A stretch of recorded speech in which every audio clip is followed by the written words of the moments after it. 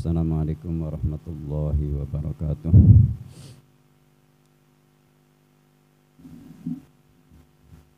Bismillahirrahmanirrahim. Alhamdulillah wassalatu wassalamu ala Rasulillah wa ala alihi wa sahbihi wa man amma ba'du. Babul libas, bab nerangaken pakaian. Wal izar lan sarung atau jarik, wal khuyala lan pamer. Qala ndika sapa Allah Ta'ala Gusti Allah Ta'ala, qul man harrama zinatallahi allati akhraja li ibadihi. Qul katakanlah Muhammad, qul ngucapo sira Muhammad, man harrama sapa sing nglarang zinatallah ing hiasane Gusti Allah, allati akhraja kang ngetokaken sapa Allah li ibadi kaduwe kawulane Gusti Allah. Sapa sing nglarang karo perhiasan hamba-hamba Allah yang dikeluarkan oleh Allah. Hiasan yang mana? Yaitu hiasan kita mantes-mantesi diri di dalam ibadah kepada Allah.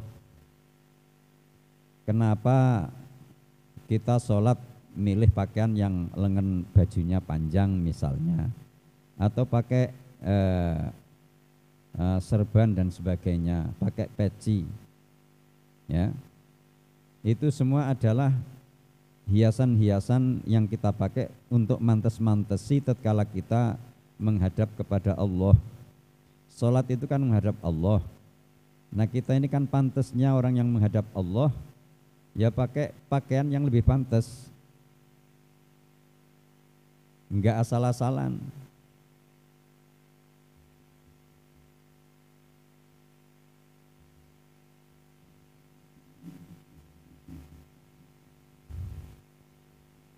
Kalimat Al-Quran yang berkaitan dengan pakaian orang sholat ini semua berbunyi zinah, hiasan. Yang dengan berarti di sini nggak harus sama, nggak harus sama. Sehingga apa? Terjadinya pun ya memang nggak sama. Orang Indonesia dengan orang Turki dengan orang Mesir dengan orang Arab Saudi sendiri itu nggak sama, pakaiannya nggak sama. Tapi semua memakai pakaian yang bersifat menghiasi tatkala ibadah kepada Allah yang pantas. Inilah yang dikatakan beda tapi podo, berbeda tapi sama. Kesamaannya yaitu sama-sama menghiasi diri, perbedaannya ya perbedaan adat. Indonesia dengan India, yang mana Indonesia India kan tetangga, hanya kebelah lautan Lampung gitu. Kalau udah tengah-tengah sebelah barat Lampung barat itu, kalau udah tengah-tengah laut malah masih agak ke sini, itu udah laut milik India. Kemudian India, Bangladesh, terus kemudian lebih minggir ke selatan, nah terus nyampe ke arah barat sedikit, yaitu Kolombia, ya Kolombia. Ini tetangga, tapi udah nggak sama. Kalau orang sana itu serba pakai seperti jubah, tapi lengannya pendek. Jadi seperti jubah panjang, nyampe bawah, tapi lengannya pendek. Dan lebih umum adalah putih. Itu bukan berarti ngulama, bukan berarti kiai, bukan. Yang pakai seperti itu umum di sana. Sampai dengan orang ke ladang, ke kebun, sampai dengan orang mengembala kambing, mengembala sapi pun sama pakai itu. Maka enggak heran kalau di India, di mana itu kemana-mana pakai seperti itu tuh bukan berarti ulama. Nah sebetulnya sama dengan pengadatan Indonesia yang lama. Di Indonesia ini yang lama, yang dulu, ya pakai sarung, pakai baju panjang, koko istilahnya. Koko itu sebetulnya yang ngasih nama koko itu orang Cina, karena dulu memang pasaran pakaian itu kan hanya Cina. Di Indonesia ini yang membawa pakaian itu Cina. Nah terus pakaian umat Islam itu ibadahnya itu secara umum pakai pakaian yang ya seperti yang disebut koko itu. Nah ini pengadatan. Jadi kita pakai sarung, pakai apa itu sebetulnya adat. Hukum ini Allah membebaskan. Mau pakai apa saja, tapi yang penting pantasnya orang sowan kepada Allah. Nah, adapun surban dan peci ini memang di samping di situ menjadi pengadatan dan itu memang sunnah ya. Walaupun bahasa peci ini hanya ada di Indonesia, tapi tutup kepala itu di dalam hadis disebut qolan suah. Qolan suah itu hadis-hadis yang menerangkan tentang qolan suah. Para sahabat itu enggak sepi memakai qolan suah tatkala ibadah. Sehingga ke masjid kumpul-kumpul di mana-mana qolan suah. Tutup kepala. Nah, bagaimana kalau tutup kepala berbentuk topi? Boleh, enggak apa-apa. Kalau yang depannya itu ada pet atau ada emperannya, itu petnya tatkala sholat taruh belakang.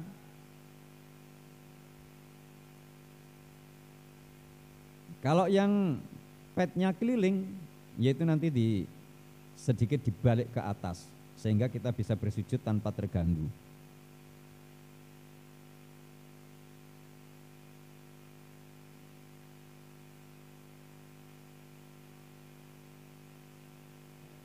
Ini ayat kul man harrama zinatallah di sini artinya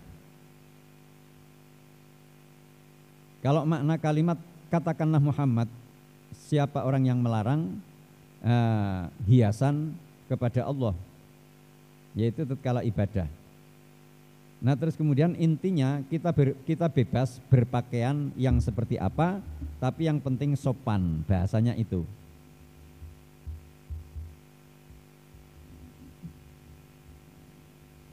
Wa qala lan dika sapa Ibnu Abbas, kullu ma syi'ta walbas. Kullu ma ti barang-barang, kullu ma tis kabehane barang-barang syi'ta kang karep sira, walbas lan nganggo sira ma ing barang syi'ta kang karep sira.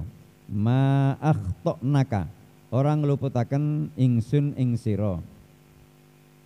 Isnani iku isnatani ana perkara loro iku sarafun mulya au makhilatun utawa pamer. Hadis berbunyi seperti ini artinya begini.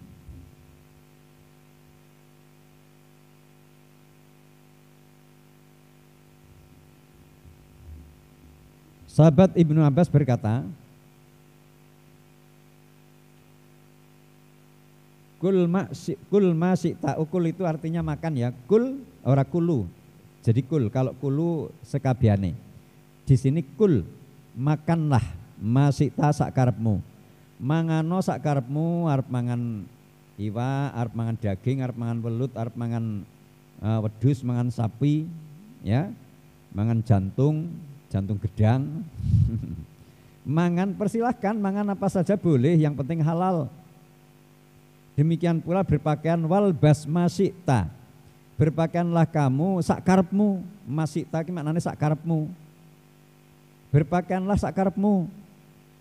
Arep bentuk celana, arep bentuk sarung, bentuk apa, bebas sakarepmu.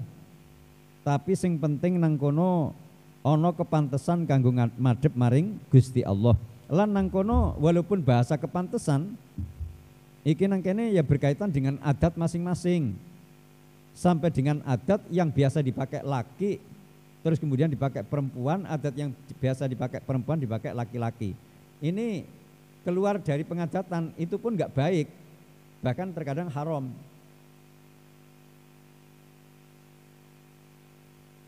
Contoh orang laki-laki kok mau ibadah sholat terus pakai daster perempuan, pakai androk perempuan. Nah ini keluar dari pengadatan, dan di situ ada sifat tasabbuh. Tasabbuh ini menyerupai, ya itu enggak diperbolehkan. Walaupun lebih dari menutup aurat, aurat orang laki-laki kan hanya sampai lutut. Tapi memakai daster, memakai androk yang nyampe mata kaki ke bawah, itu enggak diperbolehkan. Karena itu pakaian yang khas untuk orang wanita, terus kemudian dipakai orang laki-laki, ini enggak boleh. Sebetulnya celana panjang dipakai perempuan, ini pada zaman dahulu enggak diperbolehkan. Celana panjang dipakai perempuan itu mulai sejak tahun saya di pondok, yaitu tahun 1990-an itu. Mulai 1990-an itu mulai nampak di kota-kota perempuan memakai pakaian laki-laki, yaitu munculnya yang namanya pakaian jin. Pakaian jin. Pakaian apa itu? Tadinya itu, tapi terus kemudian merambah sampai akhirnya sekarang orang mau ke ladang, orang anak-anak sekolah perempuan itu pakai celana panjang. Dulu pada waktu awal itu di mana-mana kalau ngelihat perempuan pakai celana, wah itu berarti geng. Ya, dia bukan orang baik-baik. Dia orang pecicilan, orang bergajul. Itu seperti itu nyampe hampir tahun 2000-an. Tapi setelah merajalela sekarang, yaitu mungkin hukum pun akan berbeda. Nah sekarang tinggal begini, ya perempuan pakai celana panjang, tapi ya yang istilahnya khas atau pantas untuk perempuan. Jangan sama dengan orang laki-laki persis. Mestinya seperti itu.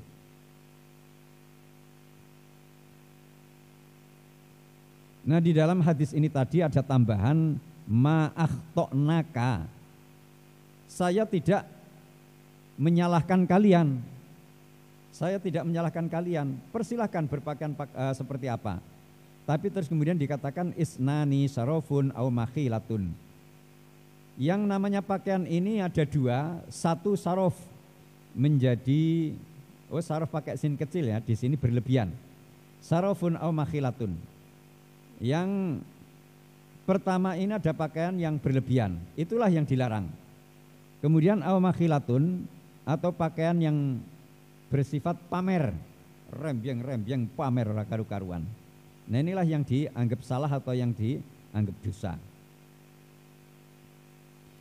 Ngan Abi Hurairah radhiyallahu ta'ala anhu, anin Nabi saking Gusti Kanjeng Nabi sallallahu alaihi wasallam kala ngendika sapa Kanjeng Nabi, ma asfala, ma utawi barang asfala kang mengisor minal ka'baini sangka mata kaki loro, minal izari saking pira-pira sarung utawa celana ya kena izar ki pakaian bawah, fafin nari mongko kang ndadekaken neraka. Hadis ini yang terus kemudian sekarang ada kelompok Islam yang kalau memakai celana itu celananya dipotong setengah tiang, setengah kaki. Karena hadis ini Kanjeng Nabi mengatakan, riwayat sahabat Abu Hurairah, sesuatu yang di bawah mata kaki, itu yang menjadikan neraka. Tapi mereka itu ngambil hadis ini lafadz makna aslinya. Padahal hadis ini berkaitan dengan khuyala atau pamer, karena ada ayat yang menerangkan tentang pamernya pakaian. Jadi artinya gini, orang yang memakai pakaian kelembreh dari mata kaki ke bawah lagi, nyampe nyeret di tanah, terus kemudian dia pamer, sombong, itu yang menjadikan haram, yang menjadikan neraka ini sombongnya, bukan murni celananya, bukan murni pakaiannya, bukan.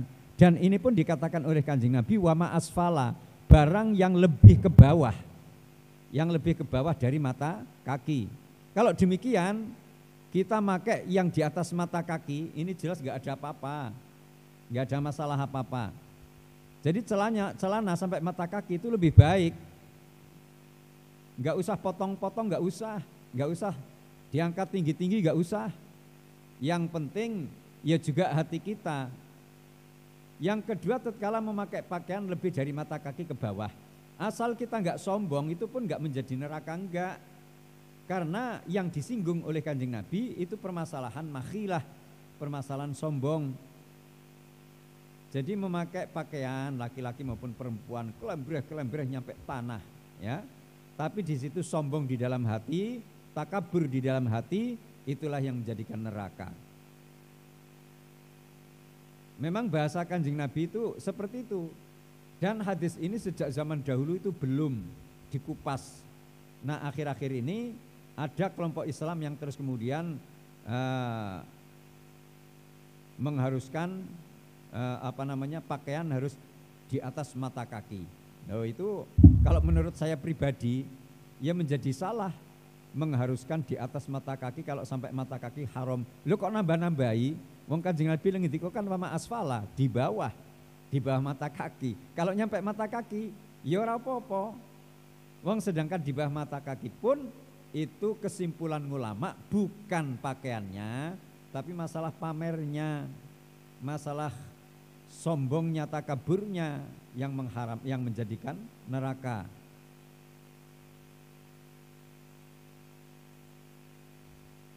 Jadi kita harus paham, ngajiku paham. Ya, jangan terus kemudian ada hadis begini, hadis riwayat Abu Hurairah, Nabi sallallahu alaihi wasallam, qala ma asfala minal ka'bain minal izar fa finnar. Pakaian yang lebih ke bawah daripada mata kaki itu neraka. Terus langsung kita punya pemikiran kalau begitu pakaian enggak boleh nyampe mata kaki, harus dipotong lebih tinggi. Nah, ini pemikiran cendek, pemikirannya itu sumpek. Padahal pembahasan ulama dahulu di dalam kitab-kitabnya itu yang dibahas bukan pakaian lebihnya, yang dibahas itu Kanjeng Nabi nyinggung seperti itu karena Kanjeng Nabi memandang orang yang pakai pakaian kelembreh, ya, itu di situ nampak sombong, sehingga Kanjeng Nabi mengatakan wama asfala fa finnar.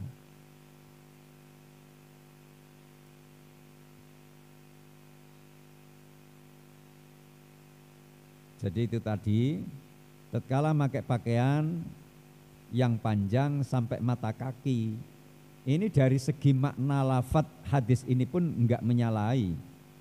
Apalagi dari makna hakiki, itu jauh dari kesalahan. Nah, justru yang menganggap atau melarang pakai pakaian panjang sampai mata kaki harus dipotong di atasnya, nah itu menjadi salah malahan. Karena Kanjeng Nabi enggak melarang seperti itu. Wa anhu lan hadis riwayat Abu Hurairah radhiyallahu taala anhu aidan halimalih radhiyallahu taala anhu. Qala ndika sapa Nabi Kanjeng Nabi sallallahu alaihi wasallam, au qala tong ndika sapa Abul Qasim ya Kanjeng Nabi sallallahu alaihi wasallam. Ini aunya au min syakir rawi jenenge. Yang meriwayatkan Abu Hurairah ini yang meriwayatkan itu lupa apakah Abu Hurairah berkata qala Nabi, apakah berkata qala Abul Qasim. Sama Kanjeng Nabi ya, maksudnya Kanjeng Nabi Muhammad, Abul Qasim ya Kanjeng Nabi Muhammad sama, hanya berbeda mengucapkannya. Ini au di sini artinya adalah au min syakir rawi. Au qala utawa ngendika sapa Abul Qasim sallallahu alaihi wasallam. Bainama ing dalem siji mangsa utawa siji saat. Bainama ini artinya suatu saat. Rajulun ana wong lanang yamsi kang mlaku fi khullatin ing dalem hiasan. Tu'jibuhu kang gumunaken ing rajul. Apa nafsu awak dhewe ne rajul. Murajjilu jumtahu. Hale kang sisiran rambute. Idh khosafa tatkala iku ngamblesaken sapa Allahu Gusti Allah bi kelan rajul fahuwa idh khosafa arikala iku ngamblesaken ing rajul sapa Allah Gusti Allah ana bihi idh khosafa tatkala iku ngamblesaken ing neraka ngono malan sapa Allah Gusti Allah bi kelan rajul fahuwa mengkuti rajul iku yatajal jalu budi utawa polah utawa gejol-gejol. Ya tajal jalu kuwi gejol-gejol. Ila yaumil kiamat itu mongko maring besok dina kiamat. Hadis riwayat Abu Hurairah, masih riwayat yang sama. Beliau berkata bahwa Kanjeng Nabi SAW bersabda, suatu saat ada seorang pria, seorang laki-laki memakai hiasan. Yang dimaksud memakai hiasan di sini adalah pakaian-pakaian yang bagus. Kemudian dia orang menakjubkan dirinya sendiri.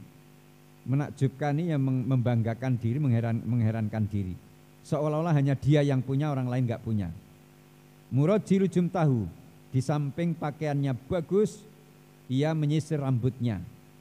Dan tatkala itu Allah mengamblaskan dirinya ke neraka dan dia gejol-gejol, polah sampai hari kiamat.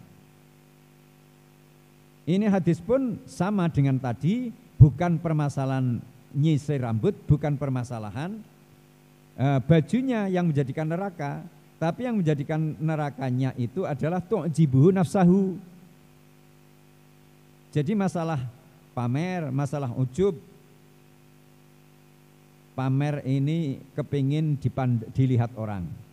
Jadi pakaiannya itu kepingin dilihat orang, kalau gak dilihat orang, kalau sepi orang, dia malah kepingin melepasnya. Itu namanya pamer. Ujub, membanggakan diri, itu seolah-olah saya paling hebat, gak ada orang lain. Ini ujub. Riya, ya kalau riya itu yaitu tadi pamer, terus kemudian sum'ah. Sum'ah itu kepingin didengar orang. Kalau sum'ah kepingin didengar orang, biasanya berkaitan dengan apa, terus kemudian di situ senang dipuji oleh orang. Kalau dipuji bangga, kalau enggak dipuji jengkerut, mungkret. Nah, ini sifat-sifat yang tidak baik. Termasuk di dalam hadis ini intinya kita tidak boleh berpakaian, berhias, tapi bukan karena Allah. Kita berpakaian, berhias dan sebagainya, ya harus karena Allah. Karena kalau kita enggak pakaian yang pantas, kita menghadap kepada Allah, kita mengaji, kita sholat, kok pakai pakaian enggak pantas, ini nanti malah jadi enggak baik, kejadiannya enggak baik. Maka kita pakai pakaian yang pantas, tapi jangan terus kemudian minta dipuji orang, itu yang namanya sum'ah, ya. Terus kemudian kepingin dilihat orang, terus kemudian bangga kepada orang, ta'ajub kepada orang, ini yang enggak diperbolehkan. Ngan Ummi Salamah radhiyallahu ta'ala anha, qalat ngendika sapa Ummi Salamah, istiqadha tangi sapa Nabi Kanjeng Nabi sallallahu alaihi wasallam minal laili sangka wektu bengi. Wa huwa Kanjeng Nabi ku yaqulu ngucap la ilaha illallah, la ilaha illallah, la ilaha illallah. Madza apa sesuatu unzila kang den turunaken alailata ing dalem mau bengi, minal fitnati saking fitnah. Madza apa unzila den turunaken minal khazaini saking pira-pira gedhong. Man iku sapa yuwakidu kang gugah, membangunkan. Man iku sapa yuwakidu kang gugah atau membangunkan, nangekaken sawahibal hujurat ing wong kang duweni kamar, yakni Kanjeng Nabi. Sapa mau bengi sing gugah aku, la ilaha illallah. Ya, apa yang terjadi tadi malam? Siapa yang membangunkanku? Kam min kasiatin fid dunya. Banyak orang-orang yang berpakaian di dunia.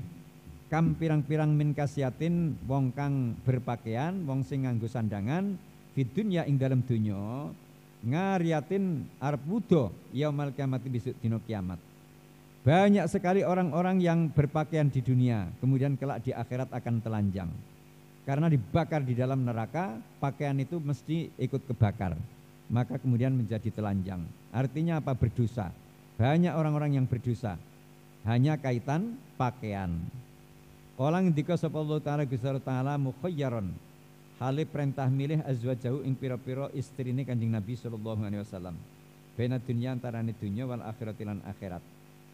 Gusti Allah ngendika ya ayyuhan nabiyyu qul li azwajika in kuntunna turidna al-hayatad dunya wa zinataha fata'alaina umatti'kunna wa usarrihkunna sarahan jamila Wa in kuntunna turidna Allah wa rasulahu wad daral akhirata fa innallaha a'adda lil muhsinati minkunna ajran 'azima.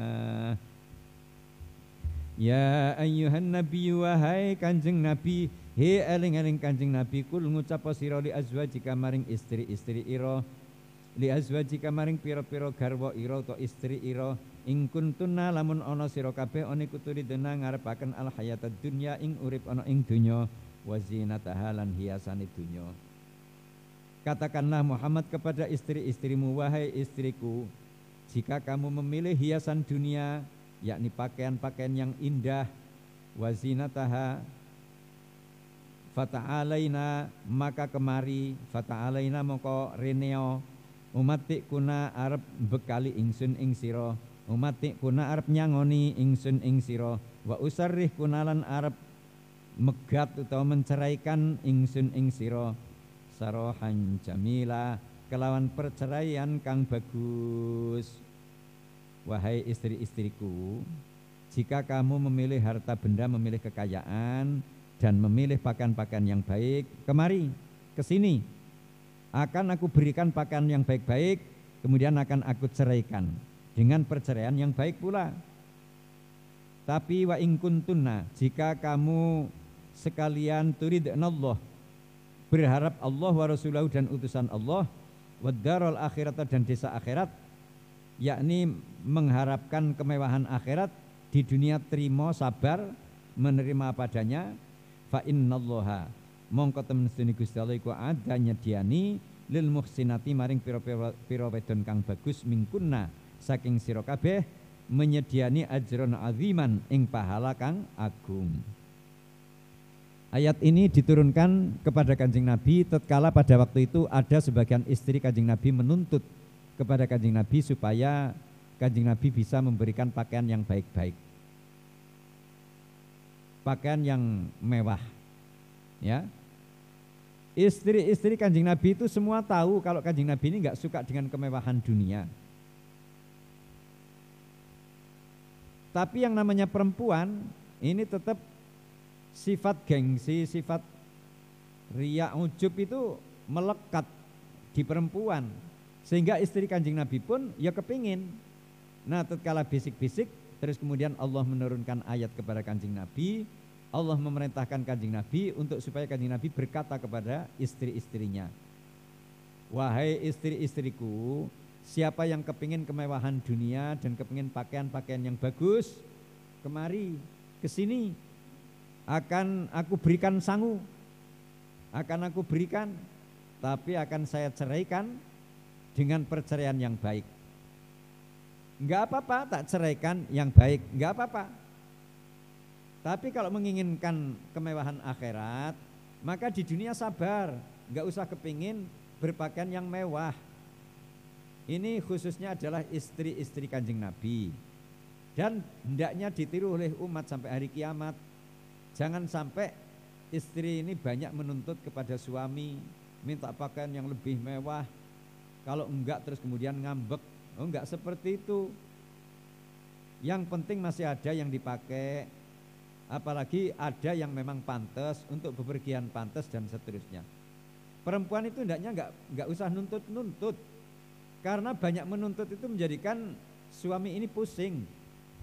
Kalau udah pusing, ini pergerakannya segala sesuatunya itu menjadi salah. Maka enggak usah nuntut. Lebih baik perempuan itu bersikap begini. Diriku ini dimiliki oleh suami. Kalau suamiku memang memberiku pakaian yang baik-baik, ya tak pakai. Kalau aku memakai pakaian yang baik, nampak cantik, siapa yang bangga? Siapa yang senang? Ya. Kalau aku pakai pakaian yang pantas juga, siapa yang pantas? Ya tentu suamiku. Kalau aku pakai pakaian yang kusut, nampak jelek, nampak buruk, ya suamiku yang memandangnya. Jadi aku kalau memang diberikan atau dibelikan pakaian-pakaian yang baik, ya tak pakai. Tapi kalau enggak, ya udah apa adanya. Kan yang memandang suamiku. Nah kalau seperti itu nanti istri akan berlaku tenang. Ana pakaian sing apik ya dienggo. Anane elek dienggo. Nah terus kemudian sing lanang kok nampak kurang seneng, ngomong saja, Mas, sampean kok nampak kaya kurang seneng karo aku. Ngopo sih? Sing lanang jujur, aku ki memang ya seneng karo awakmu, ket biyen cinta karo awakmu. Tapi saiki awakmu wis ketara elek. Nah aku elek sing ngrusak ya awakmu. Aku mbiyen ya awake kenceng, api, alus, mulus. Nah terus saiki do kendor, ngelomprot. Sing ngrusak ya awakmu. Bendina diuwel-uwel, diingel-ingel. Terus pakaian, aku mbiyen pakaiane akeh. Saiki entek sampean ora nukokne ya aku dadi elek. Aku kan mikir sing lanang kuwi mikir, iya ya. Lah aku ora tau aweh pakaian, aku kok maido pakaian. Iku wong wedok ngono iku wae, enggak usah nuntut-nuntut, Mas, aku kudu tukokne pakaian jin. Wong pakaian jin kok arep dienggo wong. Pakaian jin ya men dienggo jin. Enggak usah. Ini permasalahan-permasalahan pakaian itu di dalam keluarga sering menjadikan sebab seorang suami itu bingung karena tidak mampu untuk memenuhi apa yang menjadi tuntutan. Ini intinya di dalam ayat ini, seorang istri tidak diperbolehkan menuntut kepada suami, apalagi tatkala memandang suami ini tidak mampu. Ya menuntut kalau suaminya memang mampu, duit banyak, ngomong saja terang-terangan tapi dengan cara yang terbaik. Mas, ya Mas ini orang Jawa, kalau orang Lampung Bang. Ya. Kalau memang engkau masih cinta, masih sayang, ya, itu istri orang lain, pakaiannya bagus-bagus, ya, kerudungnya bagus, jilbabnya bagus, bahkan sepatunya bagus. Nah, mamas atau abang duitnya banyak, kok istrinya enggak punya pakaian. Karo guyon, tapi nek ngomong karo guyon, ora karo guyon biasa awakmu ditampar raine engko.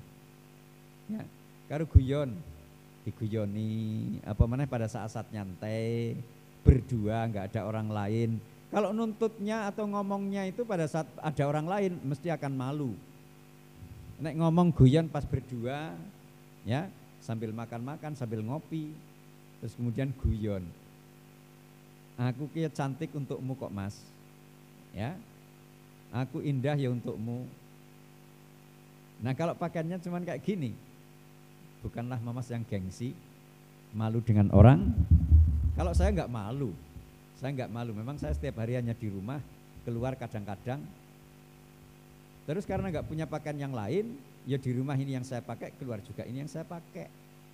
Jadi tinggal sampean mau malu apa enggak. Ya. Inilah perempuan yang baik. Jadi perempuan yang baik itu perempuan yang pintar merayu suami. Enggak sehari-hari membentak-bentak suami, mencelah maido, enggak. Tapi pintar merayu. Karena tanda-tanda perempuan solihah ini ada 4. Tanda-tanda perempuan solihah ini ada 4. Yang pertama yaitu tadi perempuan yang pintar merayu. Ini malah nomor satunya. Pintar merayu hati suami, sehingga di situ hati suami banyak senang, banyak bergembira, tidak sering marah. Ini yang pertama. Yang kedua, perempuan yang solihah itu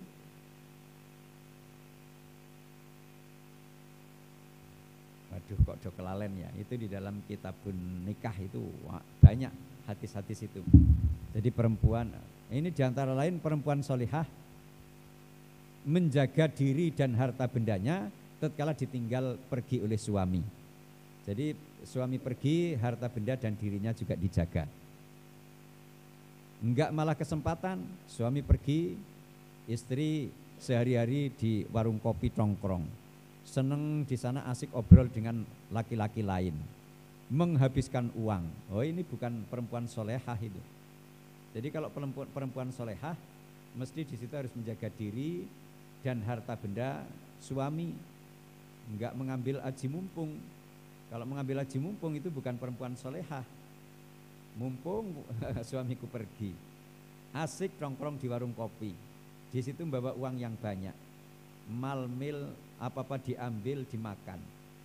Terus di situ sambil obrol dengan suami-suami orang. Itu bukan perempuan baik-baik. Apalagi keluarnya pakai pakaian yang enggak senonoh, pakai pakaian yang enggak pantas. Ya, kalau kumpul dengan suami pakai pakaian yang kelombrot, yang buruk-buruk, yang jelek-jelek, begitu keluar ke warung jauh dari suami, pakai pakaian yang ketat-ketat, yang kenceng-kenceng, yang medet-medet. Wah, itu enggak baik itu. Itu bukan perempuan solehah. Jadi perempuan solehah itu tandanya ada 4 di dalam hadis, tapi saya sendiri lagi lupa yang 2. Salah satunya yaitu tadi menggembirakan suami dengan perkataan, dengan tingkah laku. Artinya apa? Di dalam hadis itu kalimatnya, tatkala dipandang oleh suami maka ia menggembirakan suami. Bahasa dipandang di situ artinya tatkala dekat dengan suami, di situ terus menggembirakan kepada suami dengan perkataan yang membombongkan, ya, perkataan yang meringankan, tidak memberatkan kepada suami.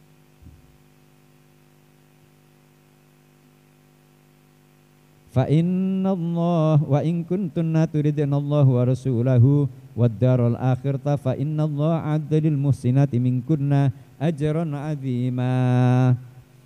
Jika kamu berharap kepada Allah dan Rasulnya, terus kemudian berharap akhirat, artinya kepingin bahagia akhiratnya, maka sabarlah di dunia dan kamu akan mendapatkan pahala yang besar. Jadi seorang istri yang sabar di dalam rumah berkumpul dengan suami sabar, itu akan ada pahala tersendiri dari Allah, yaitu pahala yang besar di akhirat. Di akhirat akan diberikan nikmat oleh Allah yang maha luar biasa. Babul julus ngalal hasir. Summa qala wassalamualaikum warahmatullahi wabarakatuh.